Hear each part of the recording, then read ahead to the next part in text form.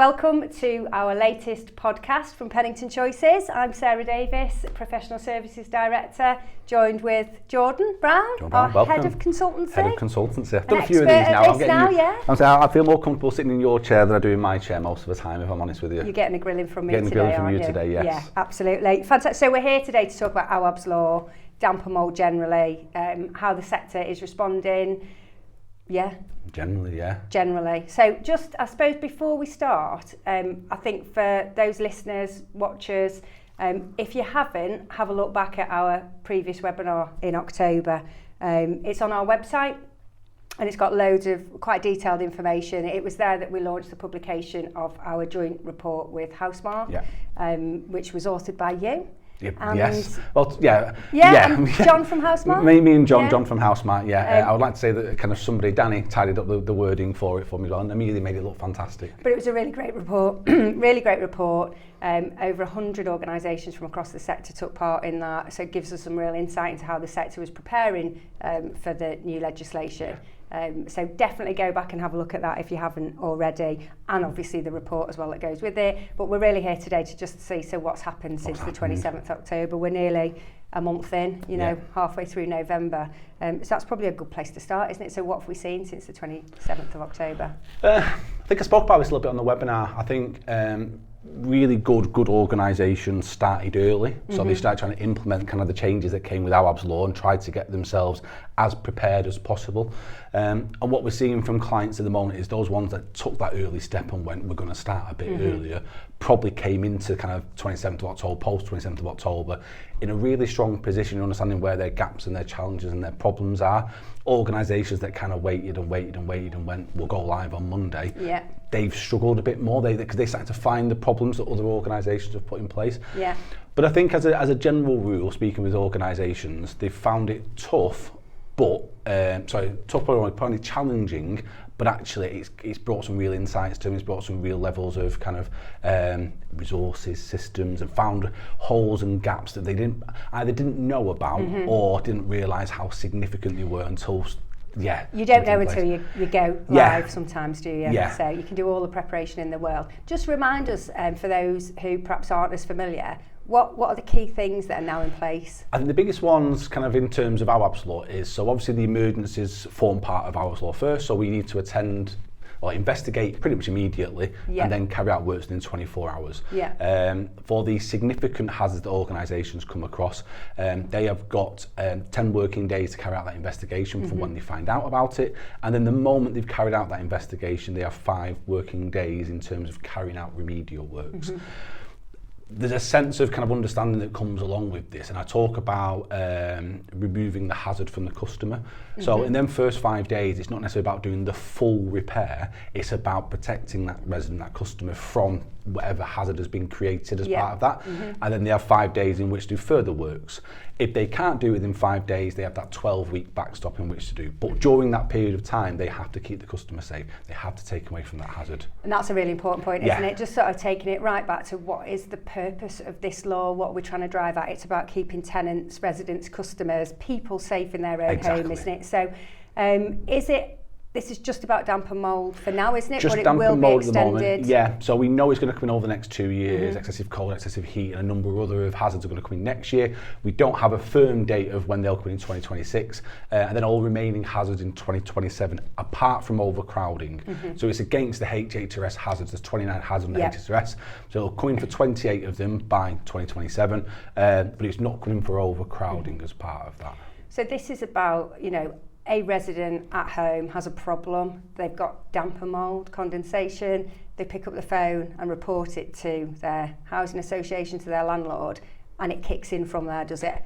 Essentially, yeah. I think one of the challenges that are kind of speaking to organisations and probably got themselves a bit in a tiz, probably a bad word to use, but kind of got themselves a bit kind of muddled up around, is prior to Awaab's law, when a customer rang us for damper mould, we'd prioritise it, whether it's an emergency or an urgency. This is no different. Shouldn't we be doing this already? And organisations traditionally do on their repairs because we categorise them in a way that says this is how fast we think we need to do it. This is the priority of it. All the government done is put some guidance around what those time frames should be. Organisations seem to be getting themselves all over the place though around, shall I score it as HHSRS? Do I need kind of to score it in a different No, is the short answer. Yeah. The added complication that comes on with Awaab's law, which not all organisations were taking into consideration, was the individual circumstances of that customer. Okay. So you categorise it how you would have categorised it pre-Awaab's law in some sense, and then you overlay the vulnerabilities or the disabilities or whatever it might be from the customer itself to go, does this still fit here, or do I need to prioritise it a bit higher? Yeah. That's the only real change that's come along with it. Obviously timescales as well. Yeah. But, and I think this is where organisations are not struggling. I do know a couple of organisations that have kind of, even since the 27th of October, have tweaked kind of their guidance to contact centre, guidance to surveyors to kind of make it elapse.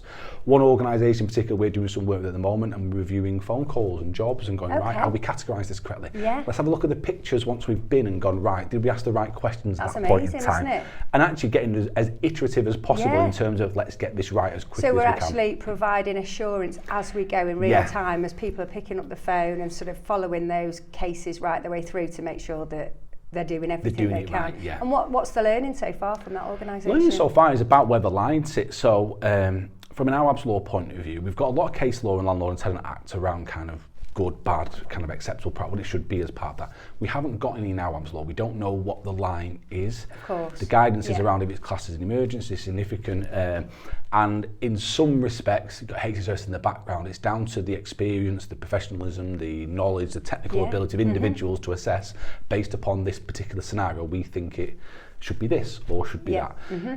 What we're finding is organisations, depending on who it goes to, so whether that's contact centre, whether that's technical surveyor, whoever it might be, all have varying degrees of kind of experience and expertise and stuff as that. So what we're trying to do with organisations is get them to a point where that's as consistent as it can be. It shouldn't be dependent on who picks up the phone. It needs to be as contextualised and as easy.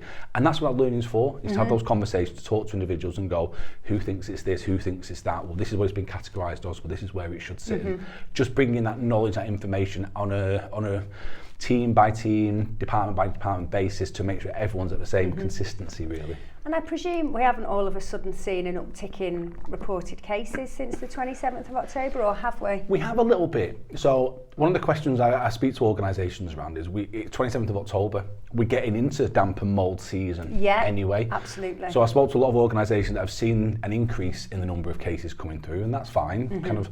But the question I always ask is, what is that compared to last year? So actually, is it going up because of Awaab's law, or has it gone up because we're in that season now where they will go? Let's be brutally honest. For a number of individuals who are aware of Awaab's law coming in, they might have waited or been educated to wait until Monday because the new kind of time frame's kicking in that as well.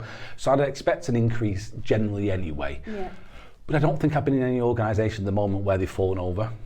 I think the biggest problem that organisations are facing at the moment, especially when it comes to damp and mould, is there's actually three categories where you kind of equate. So you've got emergency and significant.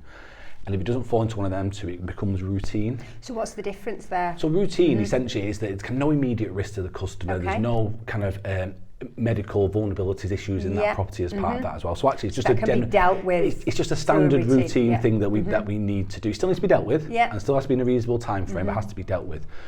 What we are finding is that organisations are prioritising emergencies and significance, and routines are starting to go a bit long now. It's starting to lean out because the resource is dealing with this stuff here because of the obligations from Awaab's law, and this stuff is starting to drift. To be fair, again, working with a number of organisations, they've recognised that and realised that, and they're kind of putting plans in place, but we can't forget about this routine stuff over there. So the unintended consequence, and particularly actually a really good point for boards and senior leaders who I'm quite sure have got all sorts of KPIs around the emergency, significant, anything to do with Awaab's law, perhaps not cited on routine and the unintended consequences. The other side of that equation, They are. One of the things we did when I went doing some stuff with John at Housemark was around kind of KPIs and stuff like that as well.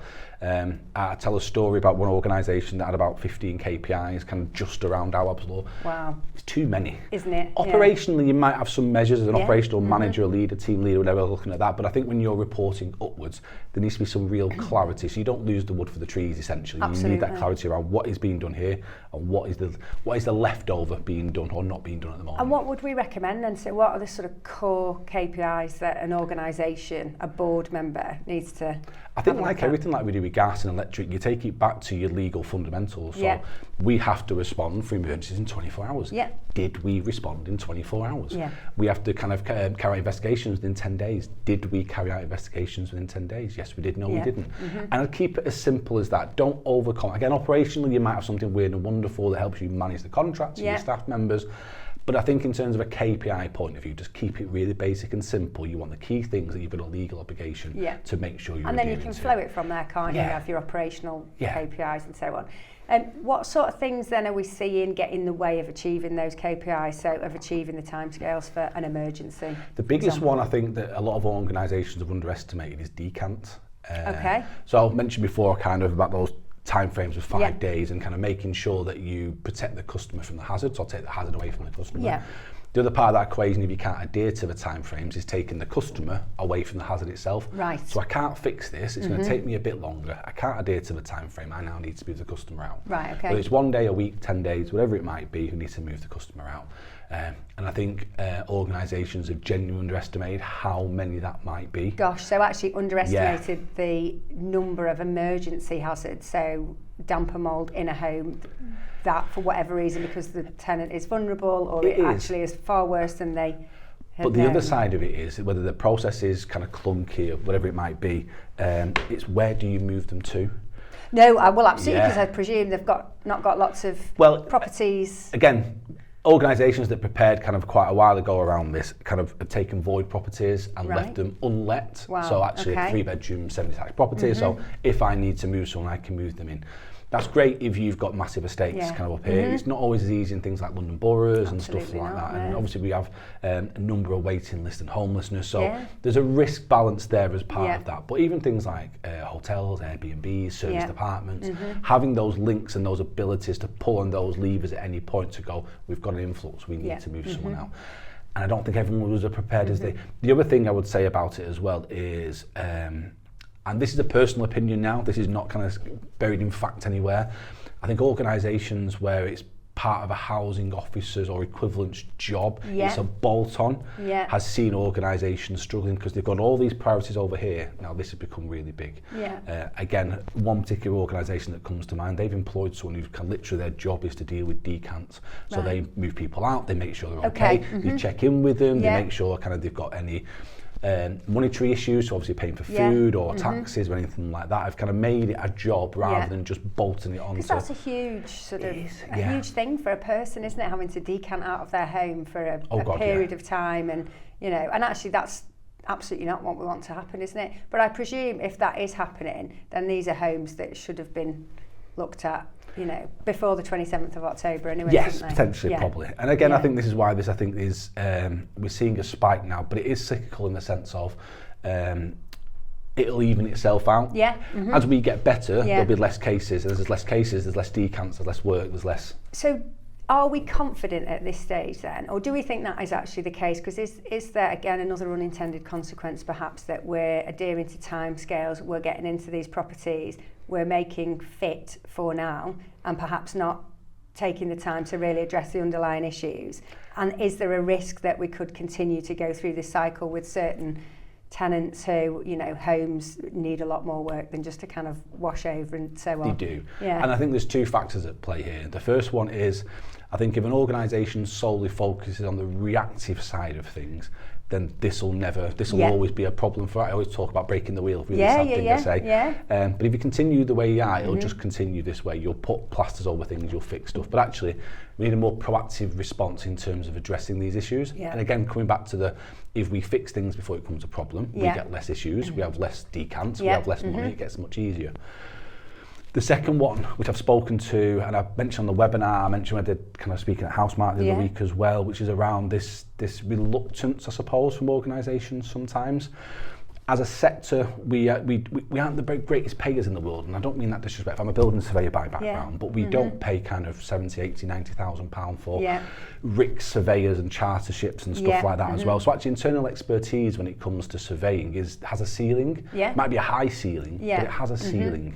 And one of the things I spoke about at the webinar was around kind of knowing where your ceiling is and being able to then go to the expert, the third party that can go and do that survey for you and get to that root cause.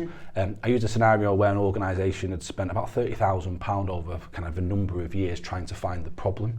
And over those number of years, you had a customer suffering, you had them suffering financially, finally got someone to do a survey for them.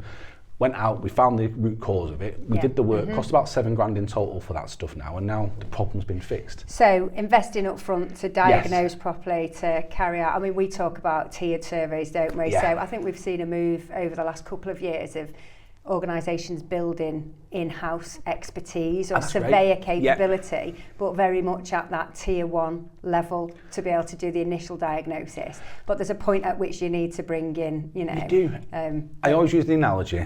If you got a structural issue in a property, you would send your surveyor in, and depending on his or her capability, we'd be able to diagnose a few things. It might just be some movement cracks. We're going to keep an eye on it. We're going to put it right. That's fine. It might be something a bit more serious. We put something like spiral bars in or something. And again, keep monitor it to make sure it's okay. But there's an element where you go, this property's falling down. There's a big crack or a subsidence and that, and you go, what do? You go and get a structural engineer. You don't kind of rely internally and go, we'll have a guess and we'll try and do it. We think it might be this. We'll have a go at it. You go out and get someone because they know what they're doing. They've been trained in that specific area. Surveyors internally, generally in housing, are either generalist across the board or ex-trade people. Tradespeople come off, so they'll have their own background. It's joinery or it's bricklaying, whatever it might be, they'll have their own expertise. So if you've got a very, very high ceiling internally, fantastic, but you still need to know where that is. If you've got a low ceiling, you still need to know. And where's the escalation route? Exactly. And actually these cases are coming back and we don't know. And it also goes to the individuals at the front line as well for surveyors to kind of go, I don't know. So that training's really important as well, isn't it? You know, having access to expert training that can give surveyors at the front line the competence and the understanding of what they can do, but also what they can't do, I guess. And when you do need to bring in somebody else to help out. I've got loads of questions off the back of that, to be fair. There's loads to unpick. So there's something about, you know, the unintended consequence of actually just hitting these timescales. So, you know, some of these problems, and particularly if we're decanting, I mean, I presume if we're decanting somebody, it's quite a serious issue, you know, and you would hope that a root cause analysis is undertaken and we're dealing with that issue once and only once. But there is a risk that it comes back, isn't there? How about planned works then? So again, there's a risk that because there's a lot of investment here, we're talking about money, all of this cost, doesn't it? Are we seeing organisations sort of take away from planned programmes? Not necessarily from a financial point of view yet. I think the one thing, whether it's planned programmes or there, one thing that kind of is happening is organisations pinching resources. So actually moving resources internally to deal with the issue that is now Awaab's law. And I get why organisations are doing that, but we've got to be careful. So Awaab's law covers damp and mould and emergencies at the moment. It's going to cover another 27 different things over the next 2 years. You can't have a specialist team for every single one of them. You might want to keep a damp and mould one, I get that side of it, and maybe kind of combine excessive cold or something like that. But at some point this needs to become business as usual. And if you're pinching staff from one area of the business to support this at the moment, are you ever going to put it back? Are you ever going to put that? And again, I come back to that financial planning side of stuff, and if you've not seen it, the sector risk profiles out again through the regulated social housing, picks up again about strategic choices and financial kind of viability on what we're doing. But what's really important around that is, and I always use disrepairs as an example of this, but if I gave you 10, 20 staff members, that might be £500,000. It seems a big number, but if I'm giving you 10 extra staff members to save £1 million, but it's costing me, you're in the positive. And actually, as you get better and you invest properly in your properties and you get better, it's easy for me to say this on this side of the fence, I appreciate that. But if you're getting better at it, you then get less repairs, your properties are in a better condition. And then in 5, 10, 50, you don't need as many staff members. And that's when you start seeing, I think, unfortunately, organisations are, treating like football managers. Sorry, I'm going to go off topic football managers now. A bit short-termist in terms of, I want to see a result today. And sometimes you're not going to see that result. You're not going to see that result for 2, 3, 4 years. We need to get better and better and better at it, rather than going, what is the silver bullet to fix it today? It's not just football managers, is it? There's all sorts of examples these days politicians, leaders. It's short-termism, isn't it? And I think it's that proper planning at the outset, you know, and absolutely we've got to be able to react, respond, build something to address. I mean, let's face it, if we were doing what we needed to do, we wouldn't need this legislation. I think you made the point at the beginning, didn't you, that actually we should be doing this anyway. The legislation is there now just to kind of provide a framework, guidance, but also some accountability, I think, as well, isn't it? Absolutely. So we need to react, respond now, but we need to build a sustainable model, don't we? And I think the important bit is, and it's been something endemic of kind of the sector for a few years now, is, again, comparing to football, a senior leader leaves and the direction of travel changes. And actually what it should be an organisation. We're going over here. We might make some tweaks and changes, whether we change personnel, but that's the direction we are going in, and we're going to get the best at doing that. And I think, unfortunately, on too many occasions, you see people change massive directions. But interestingly, I bet you if we picked up 10 corporate strategies across housing, the objectives are probably pretty similar, aren't they? Keep people safe, you know. Invest in our properties, absolutely, So, it's how we do that, isn't it? It's the how, but no, I think it's been an interesting couple of weeks. The challenges are going to get greater with the run to Christmas. We're getting into winter now. We're going to get more cases. We're going to get more things going on. I think my plea I'd probably suggest to organisations is, don't just look at getting through winter. Get a look at putting real, genuine, sustainable processes, procedures, policies, whatever it might be, resources, technology. I mean, one of the things that came out of the report that we did with Housemark was a couple of those 100 organisations was, I can't remember the percentages, so apologies for picking me up on this. But you can go to the website. Go to have a look. Read the report. But there was a number of kind of a large percentage of organisations that I think it was 30-40% that didn't feel they gave their frontline staff members the right tools and equipment to do root cause diagnostics. If you are one of those organisations, then you're never going to get where you need to be if you don't give them the right tools and equipment. Need to keep it simple, don't we? So back to that point about strategy, and it's the advice that we give and have given for years around compliance, isn't it? You know, get the basics in place, you know, strategic principles, absolutely. What's your policy principles? What processes have you got in place? How are you going to resource it? You know, how are you going to make sure people are competent and capable, and so on? Just cut it up into those, you know, keep it simple. It does. And the last one on that I will say as well for that side of it is I saw one of the best policies I've ever seen not long ago. But when I spoke to operational staff, they'd never read it. They didn't see what it was. So actually it's not just about having governance for governance sake. Everyone needs to know where they fit into those gaps and where their role is, and implications of them getting it wrong, what the knock-on effect for somebody else is. People need to feel part of that journey, part of that team, part of that structure. You can have beautiful documents, can't you? But if they sit on that shelf and never see the light of day, then you've completely failed. And for me, that, you know, that isn't good governance, is it? No, it's not. And it's not good leadership. I was going to ask about asbestos surveys, actually, because one of the issues that I've been made aware of, or something that some of the organisations, some of our asbestos clients actually have been grappling with, is how, you know, how that fits into the process. So I think you and I have had that discussion, haven't we, only recently with a particular client about, you can't get an asbestos survey back in 4 hours necessarily.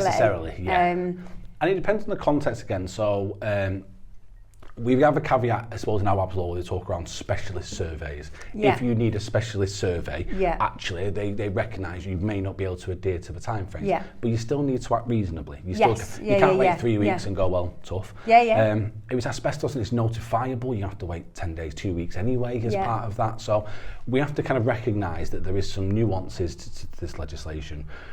I go back to the thing I said at the start.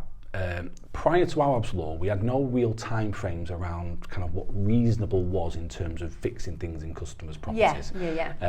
Landlord and Tenant Act, Housing Act, Homes Act, all these talks about acting reasonably. And it was on you to demonstrate what reasonableness was. The guidance for Awaab's law recognises that kind of some of the reasonableness as part of this is sector driven. So we've set these time frames and we've categorised them in a way that is acceptable or isn't acceptable. Awaab's law itself, though, is kind of the government saying, this is what acceptable looks like. But we recognise that every single thing will fall into here. The onus will be on you as a landlord to demonstrate why you couldn't adhere to those time frames. So I couldn't do it within 10 days. I did it within 11 days because I needed this survey, I needed notification. And you can provide that evidence that you've acted reasonably. And, we shouldn't be doing it on purpose, we should be doing it, but there will be scenarios where there'll be a percentage of things where you just can't do it in that time frame. And I mean, for people listening, that's okay. Evidence it, demonstrate it, show you what it did. If you're sat around just twiddling your thumbs, then it's probably not reasonable. If you've gone for a survey report and you need something to do to be able to get to that root cause, get the ultimate one, you'll stead up pretty well when it comes to court at the end of it if a customer does try and take you to court around failure to adhere to it. But again, this is reliant, I presume, on having the right systems, processes, not even necessarily technology, but having a clear process and data information that will then provide that evidence trail. Absolutely. One of the things I always talk about when we do kind of number of different things, when we do the compliance stuff, HSRS training, disrepair training, anything like that, you will live and die by your data and records. Absolutely. If they are bad, it does not matter how good an organisation you are, you will fail because you can't evidence it. And even if you've done everything right, if you can't evidence it, it hasn't happened. It hasn't happened. And I always talk to organisations around kind of the 3-year rule. Somebody should be able to look at a job from 3 years ago and look at all the records and data and go, I know what we did. I know when we went. I know what decision was made. And I know why that decision was made. And actually you can stand there and make it because you're reliant on contractors and staff members. Staff members are transient, they might move on. Even if they are still there, I mean, I was a surveyor for many years. I couldn't remember a survey 3 months ago, let alone 3 years ago. So you've got to be careful with that. So you live and die by your data and your records. And again, one of the things I've spoken about previously is around IT systems not being absolutely perfect. I'm yet to come across an organisation that's got an absolutely perfect system, does everything for every department all over the place. I'm not sure that unicorn exists. So look at it doesn't. Look where your limitations are, look where your gaps are, and then come up with a plan to fix them. Whether that is short or medium term. I mean, if it's a spreadsheet or a folder, I mean, it's not ideal, but it's better than having nothing at this moment in time with a kind of vision of going, we want to move to, I don't know, a workflow system or something in my housing management system or third party if it fits in with your IT strategy, whatever it might be, but understand where those gaps are and fix them. And I come back to disrepair and complaints in particular. They're a massive learning piece for organisations. If you are upholding complaints, if you are settling compensation as part of that complaint, if you are paying out on disrepairs, every individual one of them you have failed somewhere. Whether you think you have or you haven't, you have. Whether it's document and data, whether it is training, whether it is timescales, whatever it might be, because you're paying out, because you're upholding that complaint, you have failed. That is a good piece of learning to learn from. And again, when we go into organisation, we talked around kind of where do you learn from.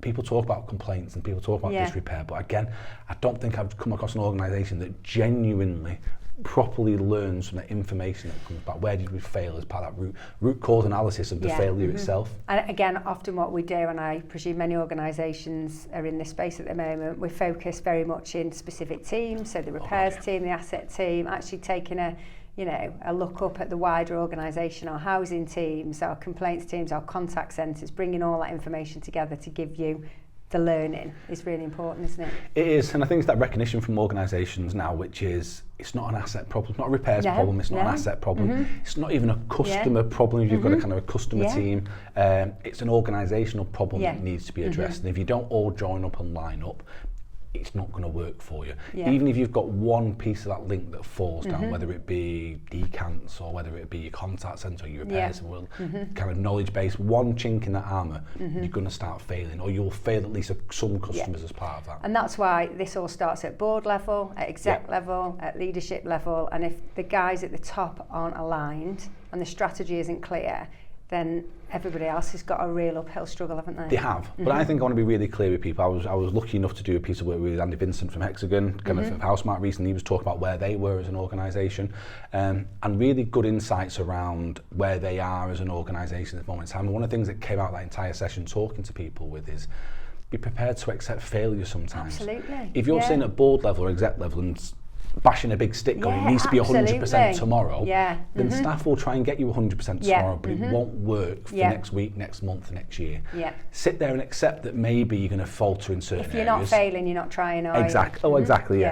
And what you want to be able to do is get sustainable. You want to get sustainable at delivering this service properly. It's not about beating the stick and being compliant today. 100%. It's about getting to where you need to be. And again, without kind of sharing any secrets with any organisations, I don't think I've come across any organisations that are 100% already. I'd be really worried if they were. Because or if they thought they were. I think that's the point, isn't it? Yeah. There's some that are really, really close. There are some that were perfectly fine now, but I think they might trip out because they know what the cases are and that as well. And that's, I'm not saying it's okay to leave customers. I'm definitely not saying that, but it's okay to go, we need to learn, we need to get better, we need to do something with this. And again, get processes and procedures and systems and staff members, all that usual stuff, doing what they should be doing in a sustainable way. But if the culture, and this is about safety culture, it's about a no blame culture, isn't it? It's being, setting the tone from the top that, this is really hard, isn't it? It is, actually, and we're going to fail, but we need to pick ourselves up quickly and learn. And it's not even just a failure for today, Sarah. It's a failure of we've failed. One of the reasons our lot here, kind of over the past 10, 15, 20 years, and actually there is a backlog of failure that we now need to churn through and get better at. And again, I'm being generalist with some really good organisations. There are amazing organisations and people generally, isn't it? I think that's the sector always gets bashed, doesn't it? But let's not forget. And that. You mentioned culture there again. Very few people I've come across in the sector in my, I'm going to show my age now, 24 years, 25 years in social housing, where individuals that work in it don't want, especially operational frontline people, who want to do a really, really good job for people. So the culture's already there in the sense that they want to work for you, they want to give a good service. It's your job to not beat them out of doing that, essentially. So the culture can be there pretty much straight away. You've just got to harness it and leverage it as best you can and support them. Cool. So if for anybody listening or watching who wants to know more, just I guess it would be go to our last webinar on the website. I think. Webinar. Our report for the Housemark as well. Absolutely, which you can also download from the website. And then we've got a new webinar, coming up in the next couple of weeks. Is it next week? Next week. I think it is, isn't it? The next 18th. So that's what we're looking at there. That's a roll off of kind of what we did in our previous webinar, which was we got so many questions. We did, so didn't many we? things Oh, came it was in, absolutely mad, wasn't it? I mean, that was that we had over 1,000 people sign up to that webinar. It was again, it just tells you how important this is to the sector at the moment. And those questions were coming in. It was impossible to keep up, probably 100 or so plus questions before we even started. Yeah, and they were brilliant questions, weren't they? So that webinar is for me and you, and I think Ben's on it as well. We're going to have a quick chat around those questions, answer those things, and so not quite as formal as some of our other ones with presentations and stuff like that, but we just want to have a kind of a continuation of those questions and ask them, and so continuation of the conversation we're having today, where people are up to, what people are doing, good practice, bad practice. So if anybody does have a specific question, if they can get them into us now, we can make sure we pick those up in the webinar on the 18th as well, can't we? Brilliant. Oh, thank you. Thank you. No, thank you. Grill you too hard there, did I feel better now, That was really good though. We could have carried on for ages, couldn't we? So thank you for watching, listening. Hope you found some useful information there. If you want to know more, again, signpost you to our website where you can get the Housemark report, the joint Housemark report that we did, and also our back catalogue of webinars. So thanks for listening and have a good day. Thank you. Thank you for joining us today.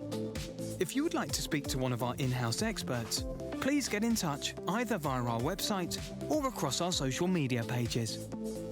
Pennington Choices, surveying, consultancy and project management services to organisations nationwide. Our expertise, your solution.